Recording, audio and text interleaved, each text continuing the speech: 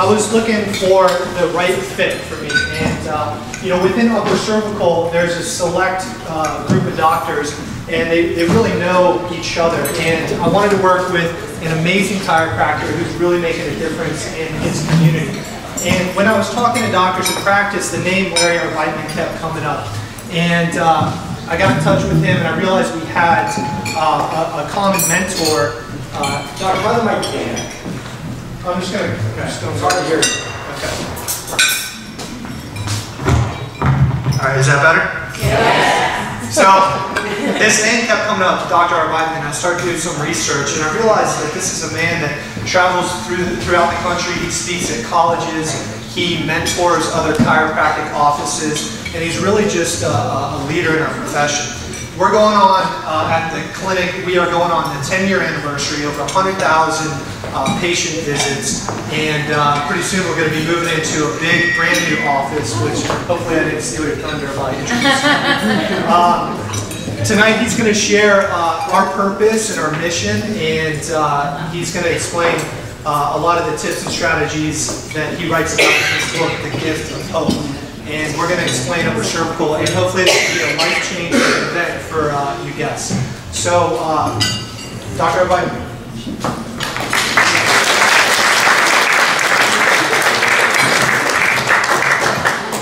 All right, we'll give this mic a shot. And we have a DJ in the house who will help us on the soundboard.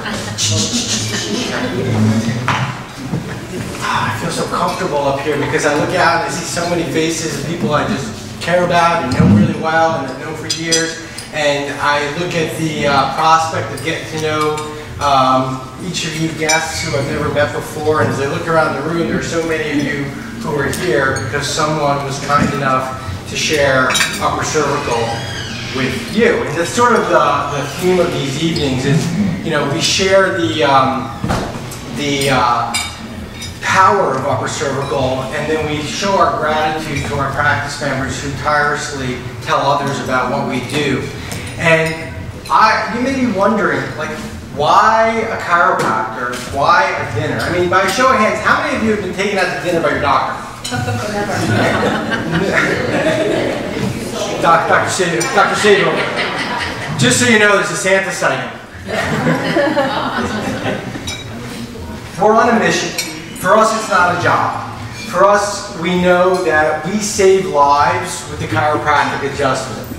Let's take that back a second. Wait, you save lives with chiropractic care? Aren't you like the back of the neck guys? Isn't that a little like much of a reach out there? I get it, like if there's a car accident, God forbid, right in front of us on Main Street here, and an arm gets dismembered and the blood's spurting out, don't bring him in here for his Atlas adjustment. Get him down to the hospital for crisis intervention. We don't save lives like critical care, although many people have come to us in critical shape.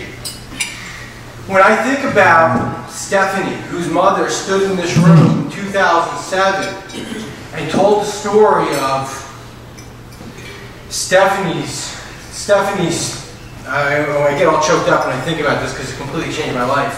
I was a new practitioner. I was even answering my own phone. I pick up the phone and this lady Pat is on the other end.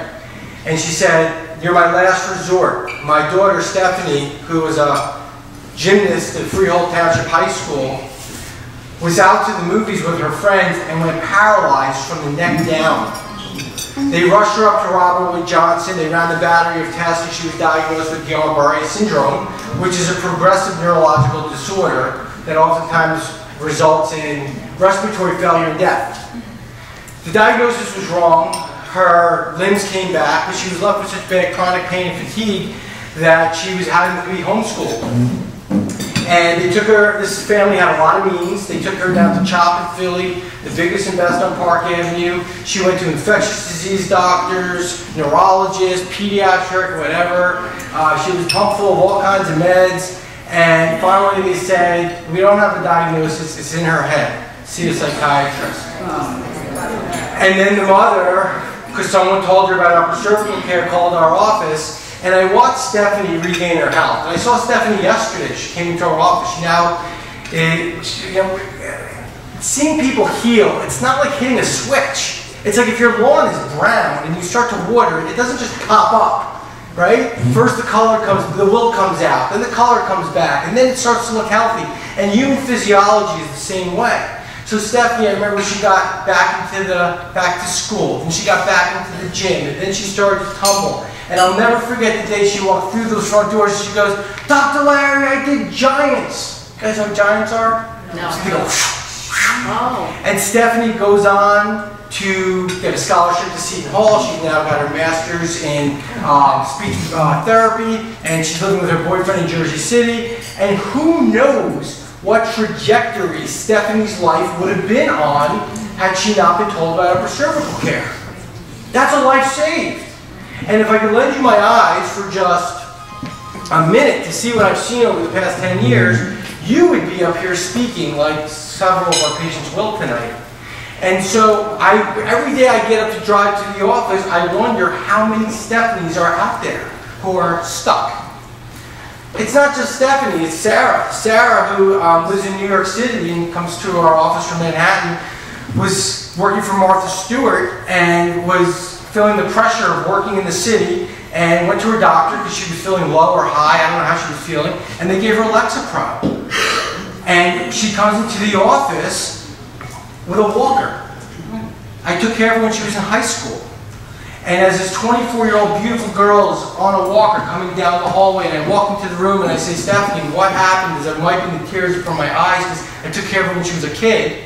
She said, "Dr. Larry, I'm having a really bad health year. I had a bad reaction to Lexapro and I damaged my brain." And she had an upper motor neuron lesion where her legs were flapping. And God be my witness, as I'm adjusting her that day, she's doing what I do, which is taking pressure off the nervous system, her legs stop flapping. And she goes on within 6 weeks to go hiking on a volcano in Ecuador. And she comes every 2 weeks to get her nervous system checked because it put her life on a different trajectory. Where does that girl end up?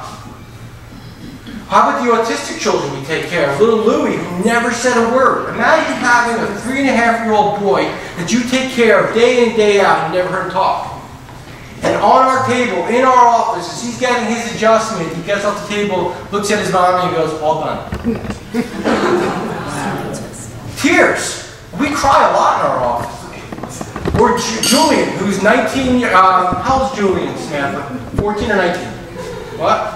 14 years old, autistic boy. Imagine taking care of a boy for 14 years and never hearing him call you mom. And this boy's communication has broken through in the past 2 months, and we just found out last month that he's getting out of the bathtub and he goes, "Mommy, I'm cold." It's a life saved. He's still autistic, but for that family, that's huge.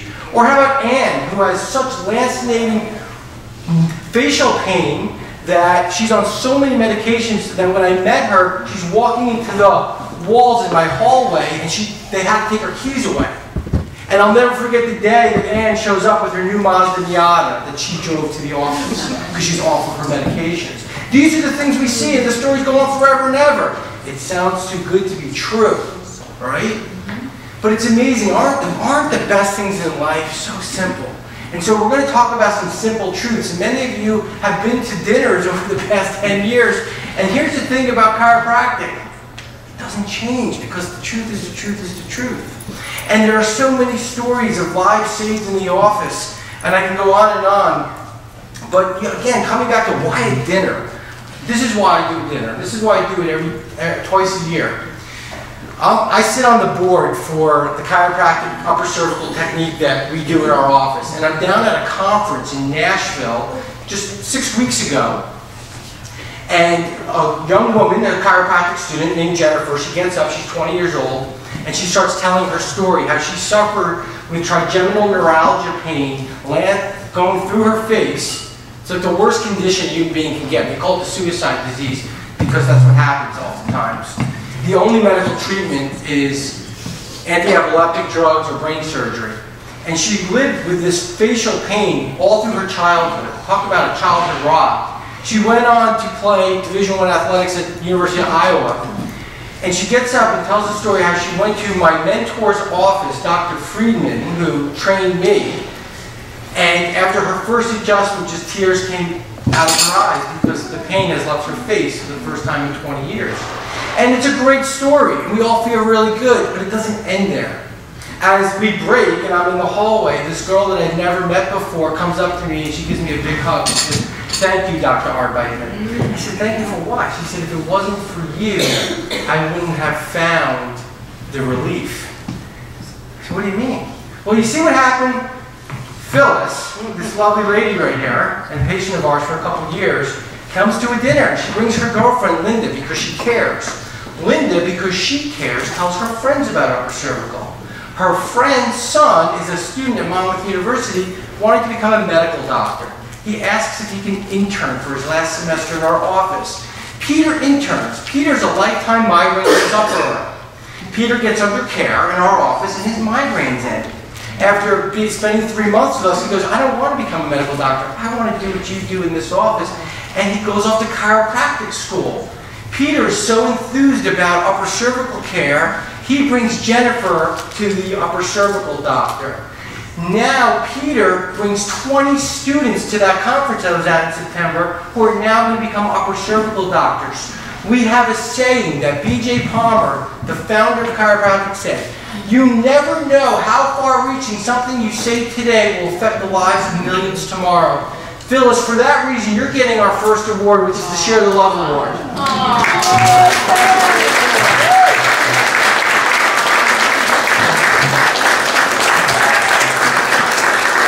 There are thousands of people that are going to be helped because Phyllis shared with others and didn't keep it to herself.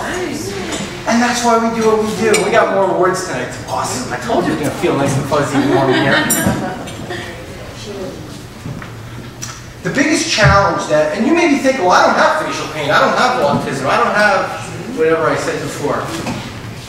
The biggest challenge is getting to people before the crisis hits.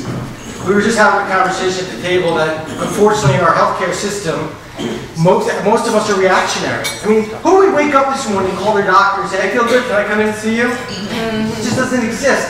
The only profession that actually did a good job at this is dentistry. I have a 3.5-year-old and a 3.5-week-old, and the 3.5-year-old has already been to the dentist. I'm not going to wait till she needs 4 root canals to get her teeth checked. And so I think things are upside down and backwards when you can't enter healthcare systems until you're sick, right? And God knows we have some of the best health professionals in the world. This is not an anti-medicine talk whatsoever. My mother is a registered nurse and trained nurses for 30 years.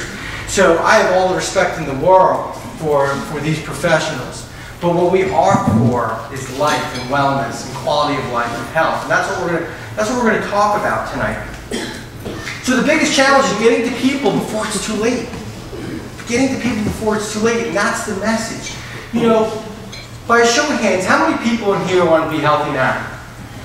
Awesome, awesome. By another show of hands, how many people in here have a birthday? Now, if today's your birthday, leave your hand up. If it's not your birthday, do me a favor, just shut your cell phones off, the ringers. I should have done this in the beginning, but I was so excited to talk. And if your phone rings, we're just going to assume it's your birthday and we'll sing happy birthday to you. We have this expression in our office called the 13th floor. How many of you have gone to a hotel or casino and you get in the elevator, you look at the panel numbers, and there's no 13 on the panel? Why is that? Someone showed me the peer-reviewed scientific research that says the 13th floor in a building's unlocked. Yet we're building these billion-dollar complexes without 13th floors based on a superstition. And so there's many superstitions with regards to health and healing. And so we're going to address some of the common belief systems that we have as a culture about our body and our health. How many people in here are healthier today than they were 5 years ago? Yeah. Awesome. How many people in here believe it's possible to be healthier 5 years from now than you are today? It's a possibility. That's a really important belief to have. Because I meet people that say all the time, as I get older and older, I'm going to get sicker and sicker, I'm going to need more and more interventions. And our reality follows our belief system. Now the sad reality, as a country, do you feel, as a collective group here, that we're getting healthier or sicker? So we spend more money than any other Western culture in the world on healthcare, 17% of our gross domestic product, yet the World Health Organization ranks us dead last in many major health categories. And NIH just did a study where they compared 17 westernized cultures, and we have the lowest life expectancy, and men are expected to live 4 years less here than other countries. So if we spend the most and we get the least, is it working? Now again, there's no other place I'd rather be on this planet if a crisis hit. But we can't go into a sick care system and expect we're going to come out healthy. We can just get not sick. There's a difference. And so $300 billion in medications or pharmaceuticals are spent every year on this planet. $234 billion are consumed here in New Jersey, no, in the United States. So there's this concept that medicine keeps us well. And if 1 million Americans are going to die this year of heart disease, and we all know people who, they're not dying because they forgot to take their medicine. They're dying on their medicines. They're dying with regulated sugar, cholesterol, blood pressure, whatever it is. How do you know if you're healthy? Most people, if I ask a crowd, I'm not going to put anybody on the spot, would say, if I feel good, I'm healthy. And I think that's the biggest 13th floor we're told. From early on, when we see the Allegra commercials of the woman floating through the field of flowers, we're told that when we feel good, we're healthy, and when we feel bad, we're not. Cancer, heart disease, stroke, diabetes, hypertension, AIDS, osteoporosis, these are some of the worst conditions, chronic conditions, we have on the planet, yet these people feel good. Until they run some kind of test and they find out that they're not. And on the flip side, how many of you have gotten up in the middle of the night because you had the bad Chinese food, you stub your pinky toe on the corner of the bed, you're hopping around the room like a monkey, and then you're throwing up because your body is not sick, it's healthy. It's getting rid of. You'd be sick if it didn't. Right? But we push everything back up and down, right?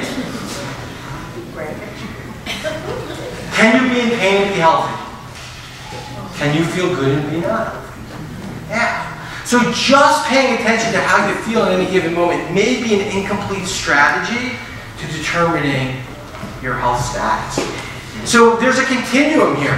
Illness and wellness. The thing that's obvious, if you're alive, you're on this continuum. What's not as obvious is that each and every day you're either moving towards wellness or towards illness, whether you like it or not. Now, we're either taking it, and you don't wake up one day well or healthy, but you also don't wake up one day sick. Both are a process or an event, not an event. I'm just going to fix this. I got a wardrobe malfunction. You guys remember Janet? Yeah.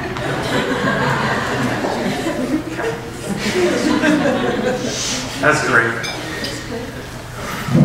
So most people live right in the middle. Illness, wellness, and not sick. I'm not sick, and they're coasting. They're just kind of waiting, whether it's conscious or subconscious. And you know, there's a big difference between being healthy and not sick. Would you rather be pretty or not ugly, Rich? Would you rather be rich or not poor? Would you rather be smart or not dumb? Would you rather be healthy or not sick? So let's follow Dr. Larry. If being healthy has nothing to do with how I feel and not being sick, then what is it, smart guy? Well, let's ask Webster. Webster says it's a complete state of, not Webster, the little boy that was on TV when we were growing up, Webster's dictionary. It's a complete state of mental, physical, and social well-being, and not merely the absence of disease and or infirmity. By a show of hands, who has a complete state of mental, physical, social well-being? Mr. Barrett does. Awesome, awesome, awesome. This is an English-speaking crowd, right? Oh, that's racist. It's utopic. It's a utopic definition. It's like education. When are you educated? We're always moving towards it. And according to Dorland's Medical Dictionary, the definition of health is when 100% of our organs are functioning at 100% of the time. So we can't do anything about the organs that have been removed from us. We can't do anything about the time that's passed. The key to health in that definition is function. when your body is doing what it's supposed to do, when it's supposed to do it, you are healthy. In fact, if I had to define health in one word, I'd say adapt. When your body can adapt to what's going on around it, you're well. When it loses the ability to adapt, symptoms show up. Think about this room. The thermostat's on. But let's just say the thermostat was stuck at 70. Is it hot in here? Yeah. Okay. Samantha, can you have them turn the make it a little cooler? Just a little bit. Just a degree or two. Cooler. So the room in here, so let's just say the thermostat is stuck at 76. And it's hot outside, and it doesn't adapt to what's happening outside, it's all going to get clammy in here. But if the thermostat keeps on, it drops it down. So if our bodies no longer adapt, our blood pressure goes up and it stays up. Our sugar goes up and it stays up. Our thyroxine goes up and goes down and it stays down. It's like a thermostat that's stuck. And I will tell you, most people, when their body's not doing what it's supposed to do, will look to the outside for the answer. When things are going right, we look in the mirror. When things aren't going right, we look outside, right? I will tell you, from my 10 years of doing this and watching many people heal, healing is always an inside-out process. The only person who will ever heal you is you. So let's talk about healing. Because I do believe we're experts in healing. We've seen a lot of people heal over the years. Let's do it this way. Healing is a universal law. What's a universal law? A universal law is a law that is true, whether you believe it or not, wherever you are on this planet. Gravity is the example of a universal law. So would everybody agree that if I let go of this paper, it's going to fall to the ground? Well, healing is the same way. Our bodies were built with a healing capacity. Because if it weren't, none of us would be here. It's a survival mechanism. And something happens between babyhood and adulthood where we're sold a belief or a bill of goods that as you get older and older, your ability to heal goes away. No one would question that if a little child, God forbid, sprains an ankle, breaks a bone, gets a scrape, even gets a respiratory infection, that within a couple days, weeks, or months, that body's going to heal. Well, Dr. Larry, if healing's so automatic and the body's built to heal, then why are there so many people suffering? Why isn't this falling? You can interfere with a universal law. And that's what I found. Most people aren't healing, not because they need to put something in, but they actually need to take something out. It's like a hot air balloon. It doesn't go up until you start shedding. And there are things in our lives that keep our bodies from healing. I'm going to teach you chiropractic in 4 sentences. Your body is self-healing and self-regulating. Right now, your pancreas knows how much insulin to pump out. Your heart knows how many beats per minute. Your stomach is stomaching. Your spleen is spleening. And you don't have to think about any of it. How many of you have ever cut your finger? What made new skin? I know, it was the Band-Aid. No, it was the Neosporin, like in the commercial. You made new skin. The central nervous system is responsible for all the healing and regulation of the body. So if I ask a crowd of people, what system in the body is responsible for controlling your body, I never hear the respiratory system or the cardiac system or the digestive system or the integumentary system. It's always the brain and the spinal cord. In fact, your nervous system is everywhere. If I were to strip away your muscles, tendons, ligaments, and bones, I'd still see the outline of your body. And if you don't believe me, just take your fork and start poking it around wherever you feel the fork is a nerve. And guess what? There are 11 trillion bits of information per second going through your nervous system, from your body to your brain to your body. That's an innate intelligence that was delivered to us. Could you imagine if you had to tell your heart to beat, Rich? You'd have to hire somebody, right? It's amazing. And here's the crazy thing. You only feel 10% of your nerves. You live your life through your nervous system. The quality of your life depends on the quality of your nervous system. Everything you're hearing, smelling, tasting, touching, feeling, emotion, those are all neurological processes. quality of your life depends on the integrity of your nervous system. If something was interfering with your nervous system, would you be healthier or sicker? Sicker. An upper cervical doctor removes nerve interference right at the circuit breaker, the top of the neck, where the brain meets the cord. But Dr. Larry, what about the young girl, with the tremors, and the young girl with the fibromyalgia, and my friend who brought me here with sciatica, and the girl with the facial pain? No. We don't do a different adjustment for the different conditions. That's the practice of medicine, treating conditions. People come as a result of those things. They get better because we've taken the pressure off their nervous system and kick the thermostat on so their body can do what it was intended to do, which is to heal. Wow, that sounded way too simple. You know what? Some of the best things in life are simple. I mean, you think about the innate intelligence that took 2 microscopic cells that you can't even see with your eyes, that came together with all the information inside to make this beautiful little boy. What's more intelligent than that? That same power that made the body heals the body, period. That's what we work with. That's what we work with. We don't heal anybody. I don't take credit when people get well. I'm just the wrench between him and you. You believe that? You want to see this in practical application? The practice members here tonight are selfless. They're selfless because they've taken the time out of their life to bring someone that they love, like Phyllis, that day with Linda. And there's a few here tonight that are actually going to share their stories. So you can see this go from concept to reality. And as you guys are all coming in tonight, many of you have amazing stories and volunteered to speak. And I wish I could get you all up here to speak. But we're going to, in a moment, have a gentleman named Chuck come up here. And Chuck's story is absolutely amazing. This is and he'll tell it. I don't want to steal your thunder, but this is a man who wasn't able to work for 2 years. Who they wanted to do surgery on. He was literally falling to the ground when he crossed the street. He was developing digestive problems because the same nerves that run down the sciatica, the same nerves that come out of your lower back, they go to your digestive tract, your reproductive organs, your prostate and bladder. And you don't get pain in those places, they just lose the function. And hence Viagra was born. Did you know Viagra was a blood pressure medication? Okay? And then the side effect became the effect. And then the amazing marketers threw that tagline at the end. That 4-hour tagline, right? In all seriousness, our 2 practice members who are going to speak tonight, they're not professional speakers. They don't do this. If we can just envelop them with love and appreciation for sharing their story because they're trying to make everybody's life better here. And I want you to see what the body is capable of when you throw the weight over the hot air balloon and let it rise. Come on up here, Chuck. Give him a round of applause.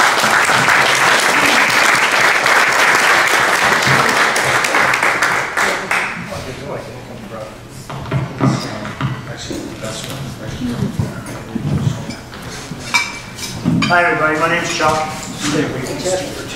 Go this way. We've been 3 years of hell. I can pretty get out of what I've been dealing with. I'm a volunteer firefighter. I'm a self-employed contractor. And it was, I had just a simple thing, went to the shower, put my leg up in front of me, cut my toe. And the pain when I was sciatic shot down my leg, and that was the end of everything. I thought my life was over. Chiropractor 6 days a week. Physical therapy 4 days a week. 6 epidurals in 2 years. I went through medications that you can't tell you. I mean, how many medications I was on. And also, just on my Facebook, and one of my dear friends, Judy, she put on there anybody with sinus issues, back issues, breathing issues, this and that. You know, I have free passes for you to go and get evaluation. I'm thinking to myself, this is a bunch of bull. I've heard this kind of story before. This isn't going to work. But you know what? I was so desperate, I went and I did it. So January is when I started, and now I have not missed a day of work. I got released to go back to the firehouse, and I couldn't even step on a step stool without making sure that there was something that I could grab onto.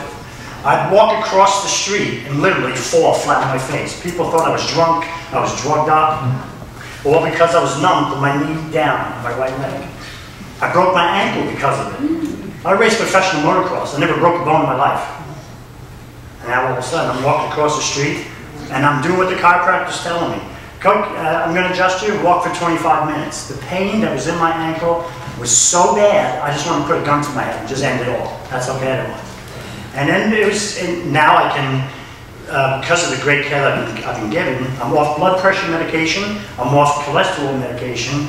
We found out that I had ulcerative colitis because now the organ was talking to me. You had a problem, you better get some help.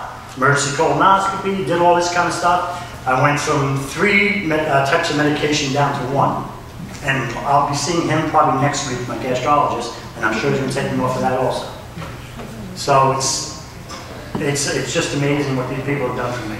So anybody that's skeptical about it or whatever, I am not a BSer. I'm a man of truth, and it definitely saved my life. So when I say, you know, he's talking about saving people's lives and stuff like that, he definitely saved mine. Definitely different attitude of life. You're not depressed, you're just happy from the moment you wake up to the moment you go to bed. And it's the best thing I ever did. Thank you, Judy.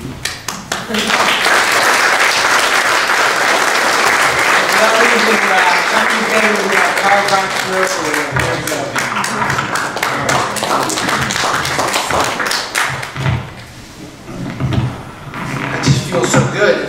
And so we come across like we are just like super passionate. When you see people get their life back, it is just the most rewarding thing in the world, and it's the best job in the world. If any of you want to go back to school, I can set you up and come work with us, okay?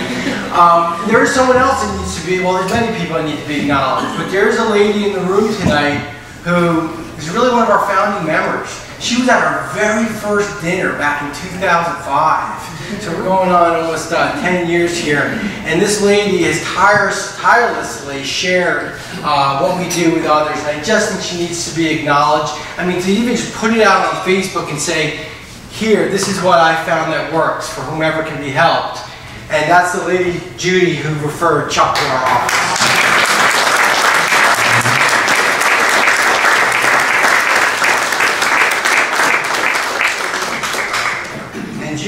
And Judy's story is incredible too. We'll have you speak next to her, Judy. Okay. So that's it. We take some pressure off the nervous system and like blood pressure and digestive and legs and my well-being. How does that happen? Well, you've got to realize that if the nervous system is controlling every organ, cell, and tissue of the body, the brain is talking to the body through the upper neck. So how does adjusting upper cervical going to affect everything? Well, think of Christopher Reeves. That man had a severe example of nerve interference or nerve pressure where C2 spinal cord, and what did it affect? Did he have neck pain and headaches? Or did he lose his limbs, his reproductive organs, his lungs, his heart, ultimately his life earlier than he would have because the brain couldn't communicate with the body? Now, what if you had a misalignment in that same region, but to a much lesser degree? Could it affect the systems of the body? Absolutely. This is like the main circuit breaker. So if you were going to go home tonight, and you get home and your TV's not coming on, and your refrigerator's not coming on, and the computer's not coming on, you don't call 3 different repair people. You go to the circuit board, it'll be dark, and you'll find the breaker, and you'll hit it, and you'll turn the power on to the house. That's why there's only about 1,500 upper cervical doctors in the world. It's a specialty. I almost quit chiropractic school. I was in my 3rd month. I love the philosophy that I'm teaching you tonight, but I was going and I was getting adjustments, traditional adjustments from one of my professors, and I just felt like by the time I hit the parking lot, I needed to go back. I played football from Manalapan High School, homegrown here. My neck and immune system were never right after that. I was about to drop out of school. I remember calling home to my parents and saying, Mom, Dad, I think it's BS. I think I got to go somewhere else. And some angel, I don't know who it is to this day, some girl in the hallway, I can still picture her face, said to me, go listen to this doctor speak on campus. He does upper cervical work. And I went and I listened to him speak, but he didn't speak. He brought 6 of his patients on a Wednesday night they left their lives to talk to the students, and I said, wow, it's pretty awesome. But like you, I'm from New Jersey, so I'm like, show me, right? And so I become a patient at Dr. Friedman's, and right away everything was changed. Just everything felt right again. My immune system improved. I grew up on those little red Sudafed pills, which we now know are very unhealthy. And there were really bad neck issues in any direction, and everything changed for me. And from that point on, I was attracted to the fact that this work was scientific. There's more research done in upper cervical than any other chiropractic technique, and people were coming from all over the world to see Dr. Friedman. And to this day, I'm still a student of his. And I begged him, when I'm not in class, can I just hang on your hip? And I spent 3 years in that office, and I was 21 years old. I know it was only a couple years ago. And that's all I've done. That's all I've done. I've committed my life to this because it's a game changer. And a lot of people ask me, well, why aren't there more upper cervical doctors? Because I think there's only a handful of us in the Northeast. And it's because the work is rigorous to learn anything that's worthwhile. The concept is simple. It's hard to pull it off. Real hard to pull it off. When would we get this upper cervical misalignment? When's the most common time you would injure your nervous system? Anybody know? When you're born, of course. My wife just delivered 3.5 weeks ago. If I handed you my son, what would his head be like? Right? They have no muscle tone, and they just spent 10 months in here. And then they get pulled out. 80% of babies that I check, have upper cervical misalignment. They don't have neck pain or headaches yet. 90% of cesarean babies have it. Because if you ever have seen a cesarean section or go on YouTube and watch it, it's they can use 60 pounds of force to pull that baby out. That's equivalent to attaching 60 pounds of weight to the baby's ankles and pulling up. The doctors aren't bad people. Your dentist doesn't check your lungs. The doctors aren't trained in the biomechanics and neurology of the upper cervical spine.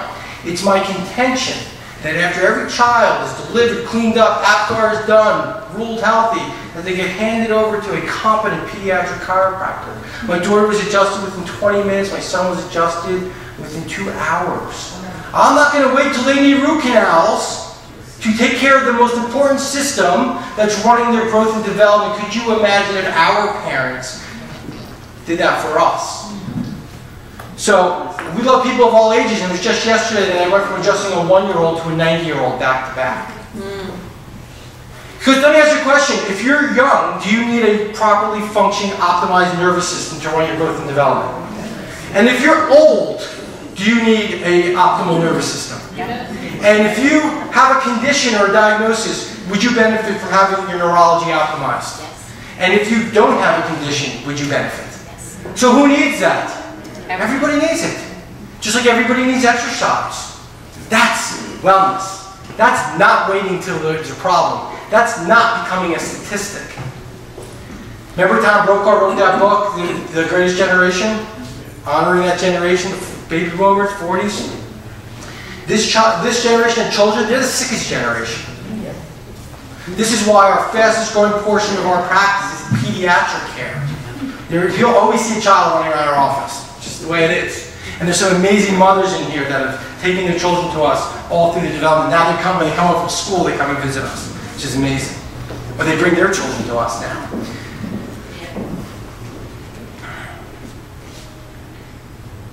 The sickest generation. Did you know that 1 in 5 children have a mental health diagnosis? Did you know that 1 in 10 children have toxic liver or cirrhosis? Did you know that 1 in 9 have ADHD? Did you know that 1 in 46 are autistic? Did you know that 1 in 28 boys in the state are autistic? 1 in 10 have asthma. It's a $50 billion a year industry. We are failing our children, and there is no uproar. Everybody is in a daze about it, and we're looking the other way. Or it's so common that it's normal for our children to be sick. The children deserve every chance to have their health optimized. And that's a whole nother talk we do called The Perfect Storm, where we talk about, because we see so many special needs children who have neurological issues these days. Remember there was like 1 kid in our class when we were growing up? Now they have schools for these children who desperately need these services. They desperately need chiropractic care too. So, our next story is really near and dear to my heart because this is a young woman who, when I met her, she was in nursing school, but she was having trouble getting through her classes because of the way she felt. And she was in that traditional model, learning what they teach in nursing school. She was having numbness going down into her extremities. She couldn't want to work out. She's a young mother, and she regained her health very quickly. And I'm not going to steal her thunder, but let's please envelop her with love and welcome her up. She's going to share her story of health and healing. Dee, of course.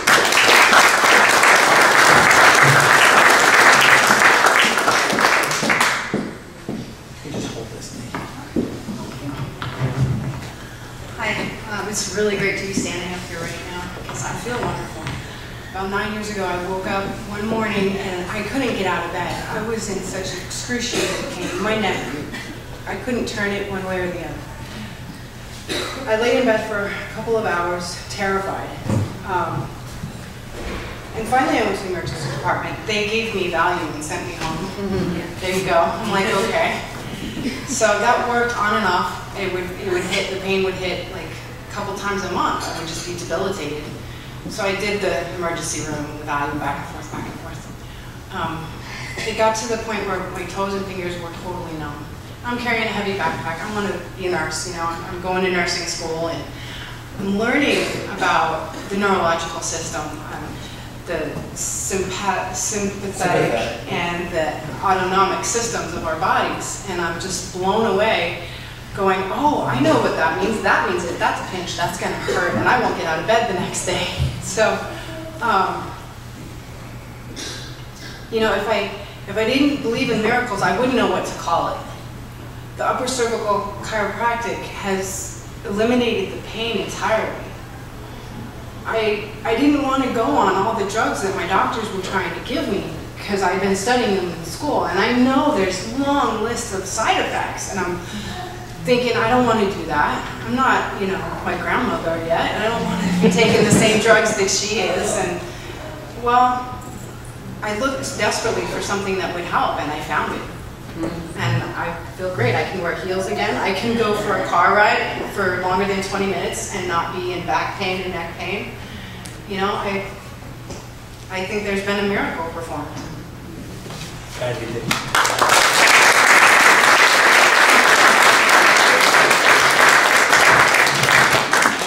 Our inspirational award, Dee.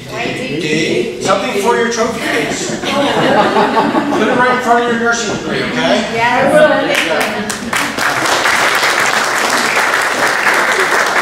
Every time I see Dee in the office, she just has a conversation. She's like, I just want to change the system. I'm going to do it from within. And I believe you will, Dee. You will make a big difference in a lot of people's lives.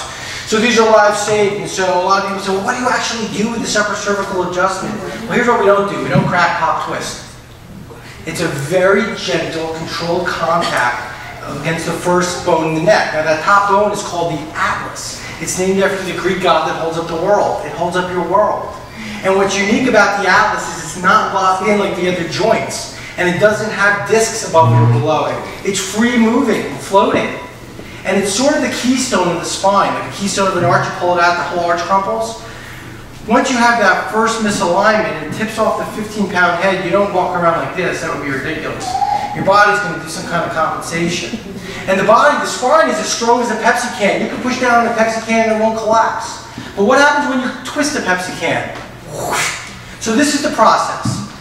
At some point in our life, maybe birth, maybe the falls, maybe the injuries, maybe the accidents, maybe the stress, your body goes off center, then it turns a little bit, then gravity hits it, and starts spiraling you down.